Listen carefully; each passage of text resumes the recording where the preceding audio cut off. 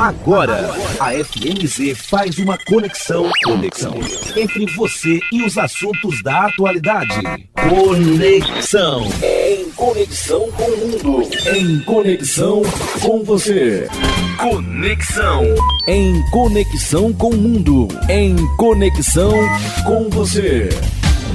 Programa Conexão. Apresentação e produção: Edésio Peterle. Trabalhos técnicos: Magno Nogueira. Olá, ouvinte da Rádio FMZ, bom dia! Está começando agora mais um programa Conexão. Bom dia você que está em casa preparando o seu almoço ou você que está no seu expediente de trabalho. Bom dia você também que está no seu veículo percorrendo a BR-262 ou as diversas rodovias que cortam a nossa região serrana capixaba. Um bom dia especial também a você que nos acompanha pela rádio online. O programa Conexão de hoje vai falar sobre o Instituto Yuta Batista da Silva. O Instituto Yuta é uma organização sem fins lucrativos que atua com assessoramento a associações e grupos de voluntários em 11 municípios da região serrana do Espírito Santo, além de desenvolver projetos sociais voltados para crianças e adolescentes, gerando emprego e renda, resgate da cultura e do artesanato. Para falar mais sobre a história do Instituto Yuta Batista e a sua atuação atualmente na sociedade, nós recebemos dois convidados hoje. A Marlene Piazzarolos Andonadi, que é a presidente do Conselho Deliberativo do Instituto, e também Renato Manhago, que é o diretor administrativo e financeiro. Marlene, seja bem-vinda ao programa Conexão. Bom dia, Désio e ouvintes do programa Conexão. É um prazer estar aqui com vocês, podendo falar um pouquinho do trabalho que a gente vem fazendo há mais de 40 anos e que às vezes passa despercebido, né, pela comunidade, pelas pessoas. Então acho que hoje é providencial a gente falar um pouquinho o que o Instituto representa para essa região. Renato, você também, seja muito bem-vindo ao programa Conexão. Bom dia, Désio, bom dia, ouvintes. É com muita satisfação que estamos aqui hoje e esperamos que com essa divulgação o Instituto tenha mais visão, que seja mais bem conhecido por todas as pessoas, né, próximas à nossa região. Obrigado, Renato, obrigado, Marlene, pela presença de vocês aqui. Antes de iniciarmos nossa conversa, nós vamos para um rápido intervalo e daqui a pouquinho a gente está de volta. Conexão. Apresentação: Edésio Peterle. Estamos de volta com o programa Conexão aqui na Rádio FMZ e hoje vamos conversar sobre o Instituto Yuta Batista da Silva. Para a nossa conversa, nós temos dois convidados hoje, a Marlene Piazzarolos Andonadi, que é a presidente do Conselho Deliberativo do Instituto, e Renato Manhago, que é diretor administrativo e financeiro. Marlene, para nós iniciarmos nossa conversa, o que é o Instituto Yuta Batista da Silva e como ele surgiu? Então, o Instituto Yuta Batista da Silva ele é um sucessor da SADES, Sociedade de Amigos do Estado do Espírito Santo, uma instituição criada por Dona Yuta Batista da Silva, que foi esposa do Dr. Eliezer Batista, né? Então, ela trabalhava essa entidade, ela criou essa entidade no ano de 1980, e ela atendia todo o estado do Espírito Santo, seja em construção de obras, seja em reparo de obras, seja em doação de equipamentos. E ela fez esse trabalho porque ela passou apertos com a guerra, com a Segunda Guerra Mundial, quando os pais dela perderam tudo, né? E ela casou com o Dr. Eliezer, vieram morar em Vitória, numa favela. E ela já com lamparina chamava as vizinhas, né, no entorno, ensinando a bordar para poder fazer o próprio enxoval dos nenéns que vinham nascendo. Então Dona Yuta começou a se envolver nessa vida de solidariedade já ali. E ela começou a criar então um grupo, né, de fortalecimento, ela era uma pessoa mais evoluída, então falando sobre as coisas da vida, ensinando as vizinhas. E foi sempre assim. Quando os pais conseguiram se reerguer na Alemanha e começaram a mandar donativos para ela sempre conseguiu dividir com as amigas. Então, esse daí para mim foi um exemplo do início do trabalho dela. Eu sempre falo, é a gente se colocar no lugar do outro. Então, a Dona Yuta, eles começaram a construir em Pedra Azul uma casa, né? e eles vinham muito para Venda Nova, comprando material, se hospedando numa pensão antiga que tinha aqui. E calhou justamente na época de saber que Venda Nova tinha esse coração forte de ajudar, um pulso grande de ajudar as pessoas. E na época nós estávamos fundando a Associação das Voluntárias Pró Hospital Padre Máximo, porque o hospital vinha passando muitas dificuldades, nem roupa de cama tinha. E aí a gente nós nos reunimos, um grupo, e foi onde que a Dona Iuta acabou descobrindo, eu vou citar o nome que essa pessoa não pode ficar sem, através de Dona Ide Feitosa Perim, ela conseguiu chegar até a gente. A Dona Ide falou do nosso trabalho, Dona Ide fazia parte desse trabalho. Então eu queria dizer, Dona Ide, que ela, em nome dela, são vários que estão por trás, né? Aí a Dona Iuta chegou até a gente e ela ficou encantada de ver assim, como que a gente era disponível, como que a gente se doava, como a gente queria o bem. O bem não era só para mim, não era só para amiga, era para quem precisasse do hospital, né? Aí nós começamos a trabalhar numa sede, num porão do posto de saúde, e era um lugar não adequado, né? Mofava, tudo mofava. Aí a Dona Iuta começou a nos ajudar a partir dali.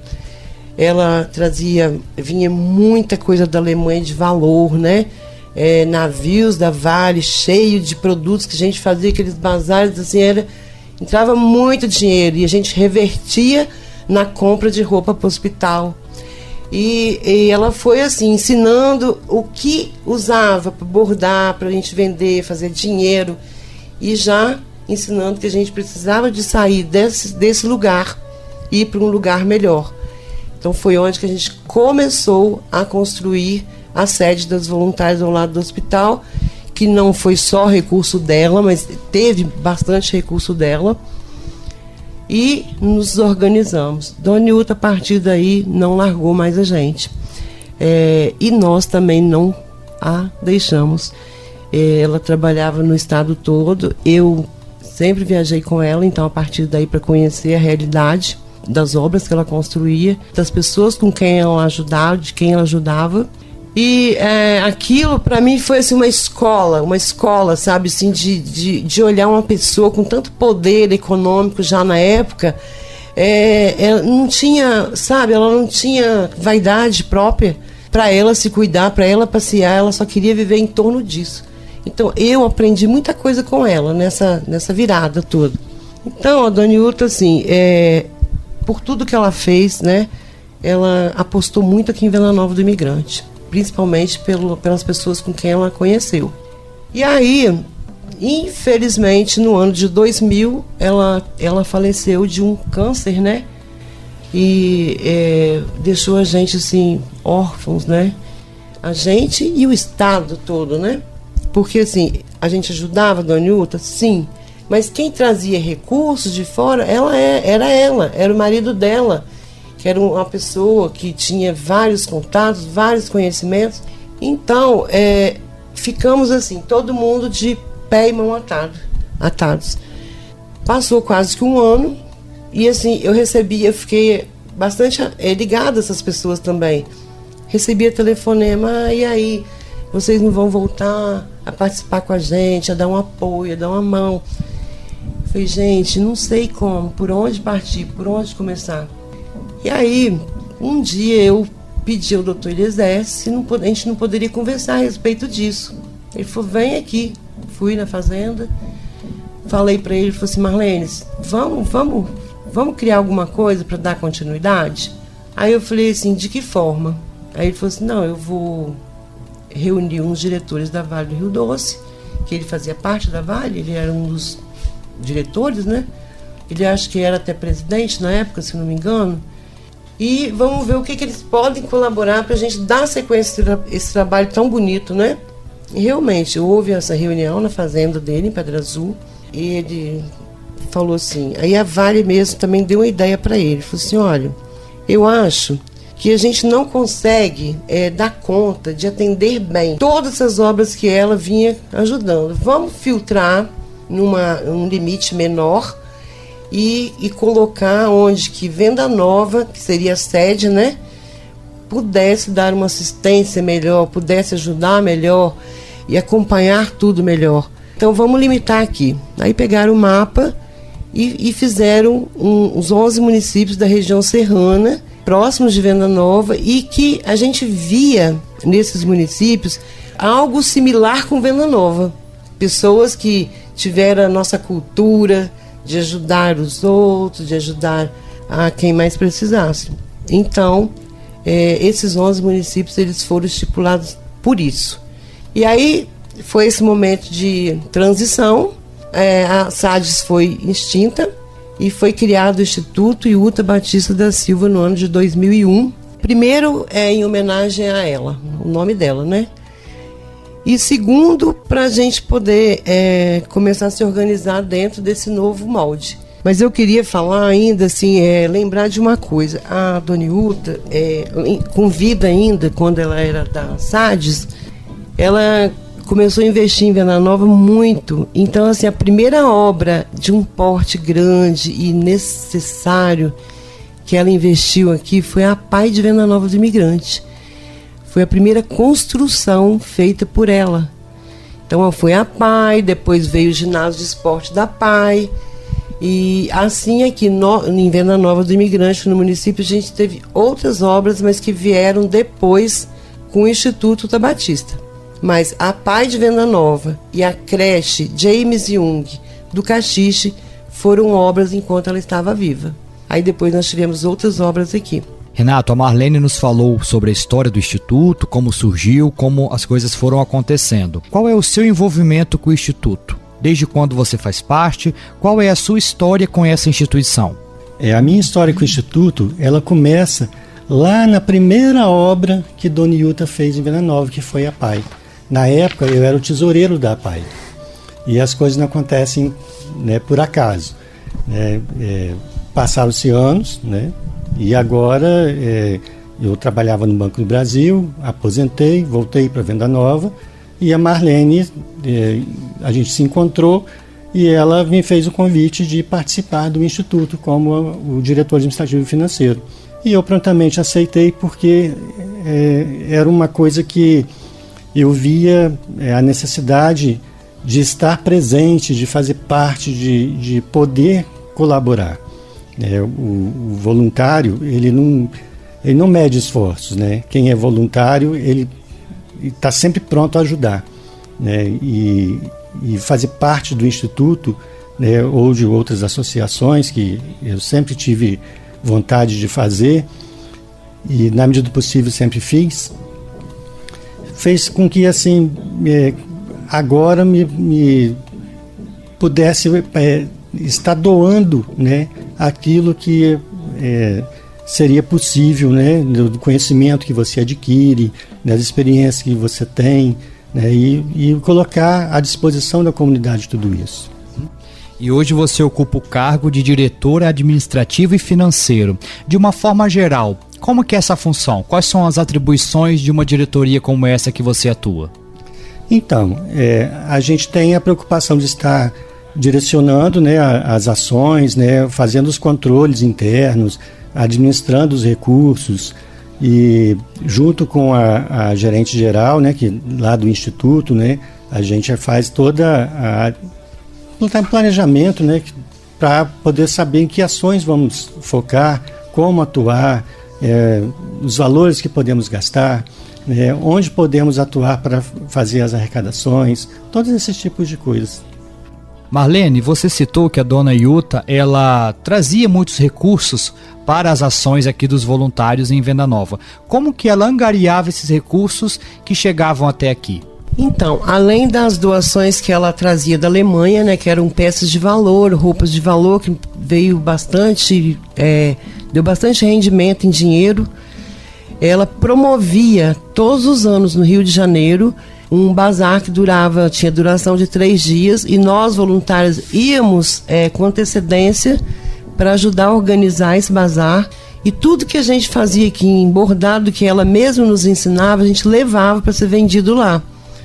E aí já foram entrando alguns outros municípios também que já participavam com algum produto, E esse bazar, ele acontecia assim, para a alta sociedade do Rio. Então, assim, ele surtia muito rendimento, muito retorno. E ela tinha tanta admiração por nós aqui, que ela não fazia conta de quanto que ela gastou, porque ela também tinha um grupo no Rio, das capixabas, que moravam no entorno dela, lá no Rio. E ela tinha uma oficina dentro da casa dela, de costura e bordado.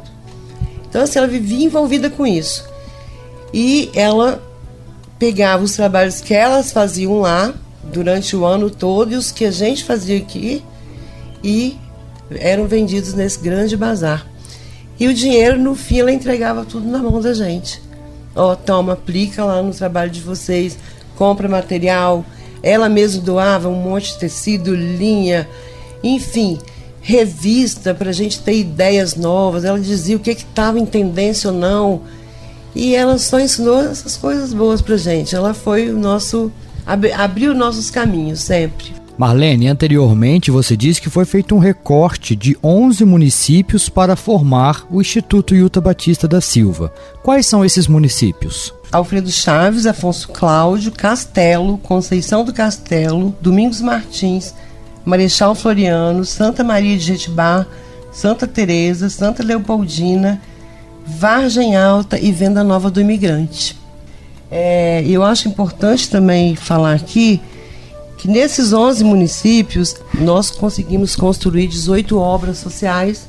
Teve município que até ganhou 2 obras, assim, a PAI, creche, asilo, Pestalozzi, sabe, casa do menor.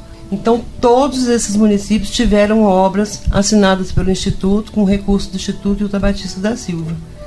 Então eu acho que foi um trabalho bastante marcante para nós e para cada município, né? Com certeza, Marlene. Nós vamos dar agora uma pausa na nossa conversa, vamos para um rápido intervalo e daqui a pouquinho a gente está de volta. Conexão. Estamos de volta com o programa Conexão aqui na Rádio FMZ e hoje estamos conversando sobre o Instituto Ilta Batista da Silva. Para falar sobre isso, nós recebemos 2 convidados, Marlene Piazzarolo Zandonadi, que é presidente do Conselho Deliberativo, e Renato Manhago, que é diretor administrativo e financeiro. Marlene, quais os projetos sociais que o Instituto desenvolve atualmente? Então, os projetos sociais atualmente que o Instituto desenvolve e apoia são os projetos com crianças e adolescentes, né? Nós estamos com 5 projetos em funcionamento, que chama-se Turma. Turma quer dizer Trabalho Unificado de Referência e Mobilização de Adolescentes. Hoje nós temos projetos na comunidade de São José de Alto Viçosa, Camargo, Bicuíba em Venda Nova, São Bento e Vivendas em Domingos Martins. Então são um total de 170 crianças, né, de 7 a 17 anos, e que participam assim, de oficinas, né? A condição para participar desse projeto é que sejam as crianças que estejam matriculadas em escola, porque eles usam o projeto no contraturno da escola.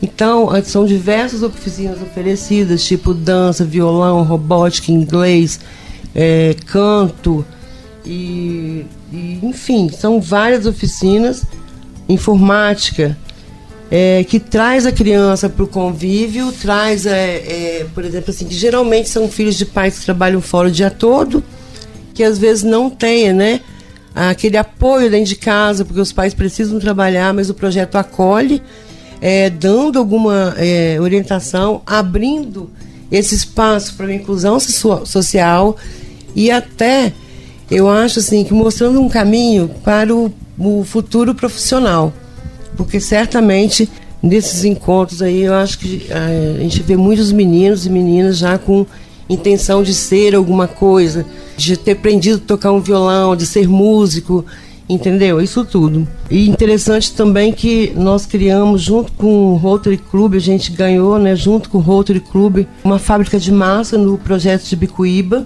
onde funciona, já fazem as massas, né, alguns meninos que escolheram essa oficina. Tivemos todo o apoio logístico de uma pessoa da área de culinária, para ensinar direitinho, colocar os equipamentos. Só que o nosso projeto agora para o ano de 2023 é regularizar essa fábrica de massas para poder surtir mais efeito, trazer um retorno maior, tanto para a escola, para a fábrica de massa, como para a família dos alunos. E é uma parceria, Instituto e Rotary. Eu até gostaria de fazer um agradecimento aqui. Aí a gente tem um outro projeto também, que é a Escola de Bordados, que chama-se Escola de Bordado da Tutimani, quer dizer, de todas as mãos, né? É um espaço que a gente criou para poder oferecer cursos para a comunidade, para pessoas carentes, né? E profissionalizar essas pessoas com bordados, diferentes pontos. Então, na escola, a gente iniciou assim, a gente tem esse espaço, oferecemos cursos durante o ano todo, e, através desses cursos, a gente conseguiu captar 32 voluntárias para a Escola de Bordados. Elas gostaram do convívio, né?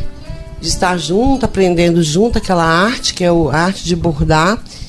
E sempre que a gente oferece curso, a gente diz assim, ó, esse curso, o produto final, ele vai ficar para o Instituto. E esse produto final virava um produto tipo uma almofada, gente. Então, assim, a nossa escola, ela funciona dessa forma hoje, com as voluntárias que a gente conseguiu através dos cursos. Então, cada dia mais, se você faz um curso, a gente vai adquirindo novos voluntários que bordam para a gente poder investir nesses projetos com as crianças e os demais projetos. E Marlene, para dar conta de tantos projetos, são necessárias muitas mãos, não é? Qual é o envolvimento do voluntariado junto ao Instituto? Então, eu acho que o maior projeto do Instituto mesmo, na verdade, é o voluntariado, que hoje ele está presente nos 11 municípios e nós contamos com 875 voluntários, né? Nos 11 municípios, atuantes, né? Porque já tivemos até um número maior, porque oscila um pouco. Esses grupos de voluntários, eles foram criados e organizados com a ajuda do Instituto. Na questão legal, a gente ajudou a criar a instituição, a associação, com a documentação necessária. A gente deu treinamento para isso, a gente continua dando treinamento. Com mudanças de lei, a gente oferece, né, pessoas que tenham essa profissão, né, de poder instruir o que mudou, o o estatuto tem que ser revisto, tudo isso a gente acompanha. E esses grupos, eles são todos organizados, são associações, que é uma forma que a Dona Ilta trabalhava e a gente tentou, assim, nos organizar, dizendo que elas pediam uma obra para o município. Olha, no meu município nós estamos precisando de uma creche. A Dona Ilta sempre falava, vamos envolver pessoas, né? Pessoas para que depois elas continuem tomando conta dessa obra, continuem fazendo alguma coisa que reverta para a obra, né? E assim era a troca. O Instituto construía e a gente fomentava o grupo de voluntários naquela cidade. Tem município que nós temos mais de uma obra e tem município que nós temos mais de um grupo de voluntários. Então, assim, foi sempre essa parceria. Pessoas que a gente percebia que tinham vontade de ajudar o próximo, né? E vinha com a gente, acreditava em tudo que a gente dizia, que a gente tinha que se unir para ajudar as pessoas, senão não adianta. Porque assim, a gente via nos outros municípios, quando era o estado todo, que a gente não podia dar muita atenção, que a obra ficava um pouco, vamos dizer assim, esquecida pela comunidade. E onde você vê essas obras hoje nos 11 municípios, são obras vivas, que funcionam, você vê retorno, sabe? Porque o voluntariado está aí.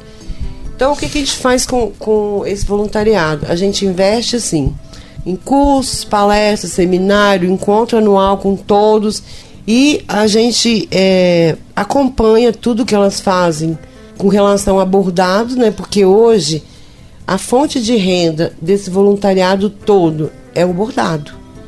Nós trabalhamos só com bordado.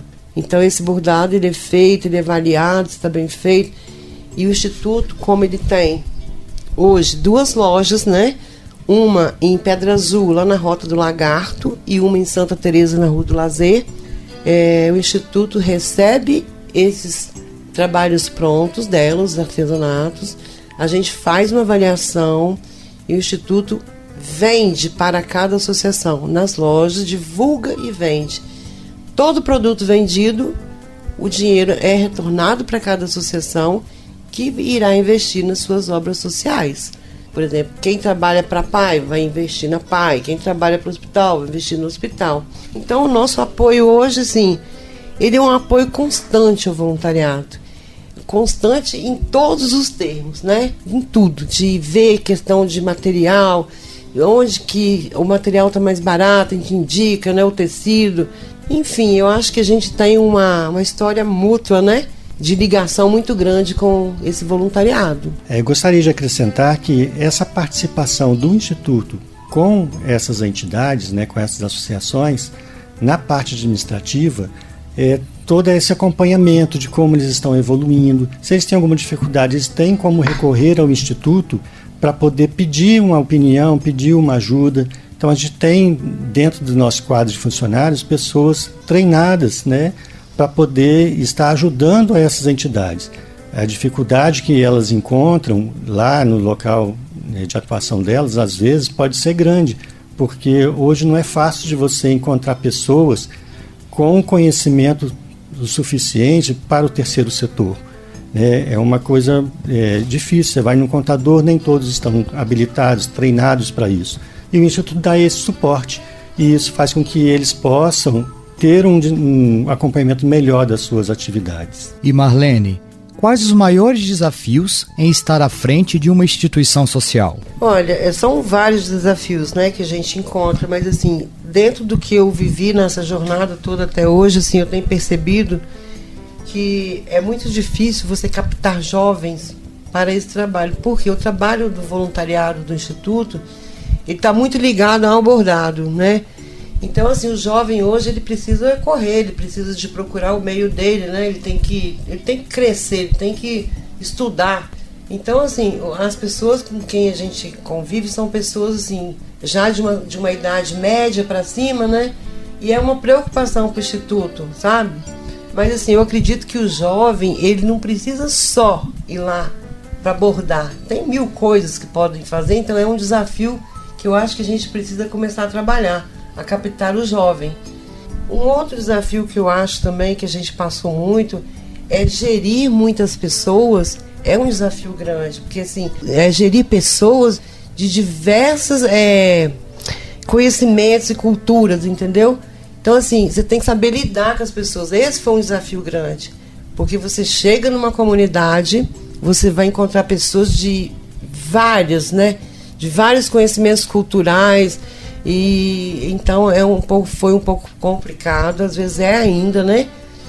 Você saber lidar, é um desafio grande, saber lidar com todos os tipos de pessoas e aceitar todos da forma que eles são, né? E uma dificuldade grande também que eu acho é a gente conseguir hoje verbas, né? Verbas e apoio, né? De pessoas que queiram apostar nos projetos, apostar nas pessoas que se doam, porque nos tempos anteriores, assim, a gente tinha todo o apoio de Dr. Eliezer, né? E com seus amigos, investiu muito, então a gente podia sempre estar oferecendo mais. Hoje, às vezes, a gente não oferece tanto, porque também a gente tem que medir certas coisas. Então, assim, a nossa esperança é que esse desafio também a gente consiga vencer. Que as pessoas comecem a acreditar no Instituto Utabatista, conheça mais o Instituto, né? Porque, assim, ele precisa de ter credibilidade. Eu acho que se as pessoas entrassem mais para conhecer o Instituto, elas iriam saber de tudo que nós já apostamos e que está dando certo, que é sucesso hoje. E você, Renato, na sua área de atuação, quais são os maiores desafios dentro do trabalho realizado no Instituto? Também são muitos desafios, mas principalmente a sensibilização da comunidade, da sociedade, dos empresários, dos governantes, em estar apoiando esse tipo de instituição. A gente sabe que muitas empresas têm recursos para doar, O que eles temem? Para quem eu vou doar? Quem é essa instituição para quem eu estou doando? É confiável? Então, essa divulgação de uma instituição, você ter a oportunidade de poder divulgar o seu trabalho, das pessoas poderem conhecer o que você está fazendo, a transparência que você coloca nisso, isso faz toda a diferença. Infelizmente, a divulgação que a gente tem, ela não consegue chegar, a doadores em potencial. E aí a gente fica dependendo muito desse tipo de ação, como um programa de rádio, às vezes até mesmo você está ter contato com pessoas influentes numa sociedade, porque é por aí que as pessoas passam a ter o conhecimento de que a sua instituição ela existe, que ela é confiável, que ela é transparente e que ela está fazendo o trabalho que ela se propõe. Certo, Renato, nós vamos agora para mais um intervalo, mas é rapidinho e daqui a pouquinho nós voltamos com o programa Conexão aqui na Rádio FMZ. Conexão, em conexão com o mundo, em conexão com você. Voltamos com o programa Conexão aqui na Rádio FMZ e hoje estamos conversando sobre o Instituto Yuta Batista da Silva. Para essa conversa, recebemos Marlene Piazarolo Zandonadi, que é presidente do Conselho Deliberativo do Instituto, e também Renato Manhago, que é diretor administrativo e financeiro. Marlene, já falamos da história do Instituto, dos projetos realizados atualmente e da força do voluntariado nessa instituição. E a pergunta agora é a seguinte: como ser um voluntário? Como contribuir com o Instituto? Primeiro, eu acho que a pessoa tem que querer, ajudar. Ela tem que querer ajudar o próximo, ela tem que se envolver. E eu sempre digo assim, que não é bom só para o próximo. Ser um voluntário é bom para a gente. Porque nesse decorrer da minha vida que eu vivi fomentando grupos e convivi com pessoas com certas depressões. Então, assim, a gente percebeu que isso foi uma medicação na vida dessas pessoas. E eu convivi muito esse tempo, vendo, assim, elas dialogando nos encontros, assuntos íntimos, que uma sabia mais, a outra sabia menos, e começaram a se interagir, Então, eu tenho assim, um exemplo tão grande de uma voluntária de um município aí, que quando a gente começou a criar esse grupo, ela estava doente, ela entrou no grupo e um dia ela disse para mim assim: Marlene, eu agradeço a Deus por estar nesse grupo, porque eu estou curada. Ela falou assim: eu me senti uma pessoa que não servia para nada, dentro de casa, doente, ninguém falava comigo, a gente só falava da doença. Hoje eu consigo desenvolver trabalho, aprendi a fazer tanta coisa, aprendi a dividir meu tempo, a ser mais justa com as pessoas. Então, assim, eu, como ser um voluntário, eu vou falar um pouquinho de mim. Eu nasci de uma família onde era uma família numerosa, que o meu pai dizia assim: vamos dividir o que tem entre os 9 filhos, Saber partilhar, colocar no lugar do outro, isso meu pai sempre disse, colocar no lugar, viver um pouquinho no lugar do outro, que não é muito fácil, Não é todo mundo que aceita isso. Vou viver um pouquinho no lugar do outro. Então, ser voluntário, para mim, é isso. E eu acho assim, que tem muita gente que fala assim: mas ninguém nunca me convidou. Não é isso, gente. Eu acho que a gente tem que procurar dentro da nossa cidade, da nossa região, onde tem um grupo que está atuando, fazendo algum trabalho que a gente possa ajudar, que a gente possa somar. Isso é bom pra gente, porque ser voluntário é melhor pra gente do que pro outro. Então, pra mim, fica aí a descrição de ser voluntário. E você, Renato? O voluntariado, ele é algo que você sente dentro de si, Então, você não compra isso, Você conquista isso, mas você pode também disseminar. E eu acho que trabalhar com os grupos de jovens, como tem o projeto Turma, você tentar colocar isso nas crianças para que você mude a sociedade, para que ela se conscientize de que é importante você ter o voluntariado. Aqui em Venda Nova a gente tem vários movimentos, várias instituições que trabalham com voluntários. É muito interessante você observar de como a gente tenta trabalhar para que os voluntários se multipliquem, né? Não é fácil, né? Você acompanha as outras instituições, você vê que todas têm o mesmo discurso. Precisamos do voluntário, precisamos do voluntário. E esses voluntários, eles surgem a partir do momento que um convida o outro e mostra a experiência, mostra o sentimento que ele tem e acaba, eu uso muito essa expressão, acaba contaminando as outras pessoas, né? O voluntariado, ele tem que ser contaminado, né? Ele dissemina dessa forma. E a gente tem que aprender a fazer isso, a exercitar mais esse ofício de fazer convites, de mostrar para as outras pessoas que o sentimento que você tem quando você se doa, ele é muito melhor do que quando você recebe. E Marlene, além do voluntariado, como é possível contribuir com o Instituto? Como fazer doações? Qual é o caminho? Então, nós temos lá no site do Instituto Hilton Batista da Silva, né, uma forma de fazer doações. É só entrar e vai procurar e vai chegar nesse campo lá. Mas a gente, assim, não precisa só de dinheiro. A gente precisa também de material para costura, de linha, de roupas que a gente possa fazer um bazar e vender. A gente precisa de tudo. Então, assim, para ajudar o Instituto a fazer doação, tem um campo muito grande aí, né? Fazer campanha junto com a gente, às vezes numa época de Dia das Crianças, vamos fazer uma campanha no Natal, uma campanha para as crianças, tem várias formas de ajudar. E até para o próprio lanche do projeto com as crianças, sabe? Às vezes tem alguém que possa dizer assim, não, o lanche eu vou doar para esse projeto nesse mês, né? Querendo ou não, o Instituto investe nos lanches, né? E isso faz muita diferença. Então, eu vejo que tem, assim, várias formas de doar. É só procurar o Instituto Hilton Batista. Ele dizer que o Instituto também está... A sede dele é em cima da Associação das Voluntárias para o Hospital Padre Máximo, né?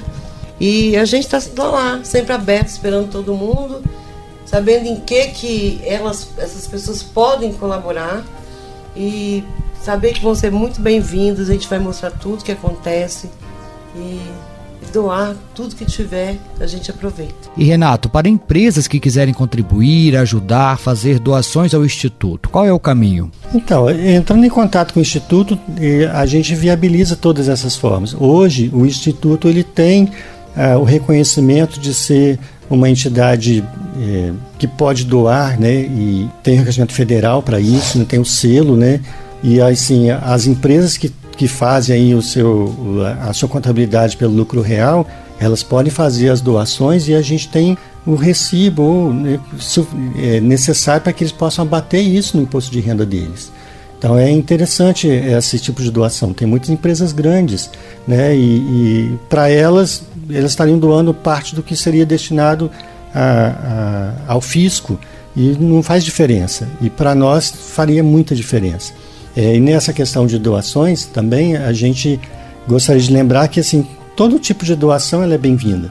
Recentemente nós tínhamos ganho um consultório odontológico e a gente conseguiu direcionar esse consultório para a Pai de Venda Nova. Então ver que assim, às vezes mas um consultório inteiro, completo. Então as pessoas que têm, às vezes muitas pessoas vão mudar, né, e não querem mais a mobília, doa a mobília inteira, o Instituto vai dar destinação para ela. A gente sabe, como a gente atua com 11 municípios, a gente forma como se fosse uma central, né, de distribuição. Então você sabe, às vezes uma entidade do nosso município não precisa, mas a outra entidade pode estar precisando. E da mesma forma, as entidades também comunicam o Instituto quando tem algo sobrando. Eu recebi uma doação aqui, mas isso não é necessário para mim. E a gente fazer o encaminhamento correto daquele material, daquela doação. Isso é muito, muito legal. Conexão. E assim chegamos ao final do programa Conexão de hoje. Quero agradecer a você, ouvinte, que esteve aqui sintonizado conosco. Obrigado pela sua companhia e pela sua atenção. E também agradecer aos nossos convidados por terem participado do programa, contado sobre o Instituto Hilda Batista, o seu histórico, os seus projetos e as formas de contribuir, as formas de participar. Marlene, muito obrigado pela sua participação aqui no programa Conexão. Edésio, então, eu agradeço a você a oportunidade que a gente teve aqui, Renato e eu, de podermos falar um pouquinho sobre o Instituto, de expor para todo mundo que realmente o nosso caminho ele é trilhado assim para o bem e que a gente precisa sempre de alguém, mais pessoas, né, nos apoiando e tudo. Eu gostaria de agradecer aos nossos diretores, né? Nossa diretoria são mais ou menos 11 pessoas que fazem parte, todas elas envolvidas com o Instituto, sempre fazendo aquilo que podem, nos dando uma mão não, dando o corpo, né? Agradecer a todos. E eu tenho um agradecimento também especial para a equipe técnica do Instituto Hilda Batista, né?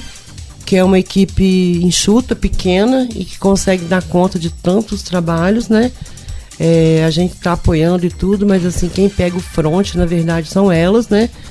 E para mim, eu tenho que só agradecer a essas meninas que se doam com tanto amor. E eu gostaria também de agradecer, sempre agradecer pela minha vida, pela minha experiência de vida, por Deus ter colocado a Dona Hilda no meu caminho, que eu acho que isso refletiu um tanto, que hoje, por exemplo, assim, eu criei minha família de uma forma que ela precisa também ser útil às outras pessoas. Então, para mim isso foi um aprendizado e eu denomino assim, a Escola do Amor. Eu estou participando ainda da Escola do Amor. E eu gostaria de encerrar a minha fala com uma frase que Dona Hilda sempre usou, que ficou o lema dela. É que na vida o importante é partilhar alguma forma de amor. É isso que Dona Hilda sempre dizia. Então a gente segue muito isso que ela deixou como exemplo. Você também, Renato, muito obrigado pela sua participação aqui no programa de hoje. Obrigado, Edésio. Eu agradeço também à Rádio FMZ pela oportunidade de estar divulgando aqui o Instituto. E vou roubar aqui uma frase, né, do Paulo Mazzocco, que ele dizia lá, né, quem tem metade, né, quem tem vontade já tem metade. Então eu acho que voluntariado é isso mesmo, né, você ter vontade. Tendo vontade, você vai em frente. Conexão. Em conexão com o mundo. Em conexão com você.